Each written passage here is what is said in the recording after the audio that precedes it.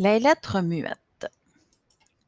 Aujourd'hui, nous allons voir qu'est-ce que sont que les lettres muettes et 4 de leurs utilisations. Tout d'abord, qu'est-ce que c'est? Ce sont les lettres que l'on trouve le plus souvent à la fin des mots. On ne les prononce pas. C'est pour cette raison que nous les appelons lettres muettes, comme dans tapis, le S est muet parce qu'on ne le prononce pas. La première utilisation, c'est pour former le féminin. Pour le féminin, les lettres muettes peuvent servir à marquer le féminin de certains mots. Parfois, on ajoute un E muet pour former le féminin d'un mot. On ajoute un E à la fin de ami pour dire qu'il est au féminin. On ajoute un E à la fin de bleu pour marquer qu'il est au féminin. D'autres fois, la lettre muette prépare le mot pour la formation du féminin. Au masculin, le D de renard est muet. Il sert à préparer le mot pour le mettre au féminin pour faire renarde.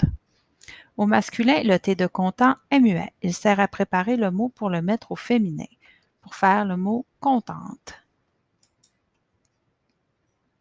La deuxième utilisation, c'est pour la formation du pluriel. Les lettres muettes peuvent servir à marquer le pluriel des mots.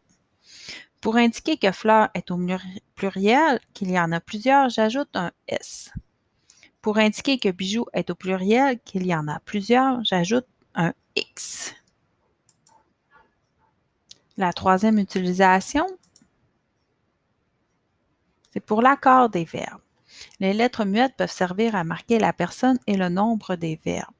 Le ENT de joue m'indique que le verbe jouer est utilisé avec le pronom il au pluriel, donc à la troisième personne du pluriel. Finalement, la quatrième utilisation, pour les familles de mots, les lettres muettes peuvent marquer un lien avec la famille de mots. Le T à la fin de dent le prépare pour former des mots de la même famille: dentiste, dentaire, dentifrice.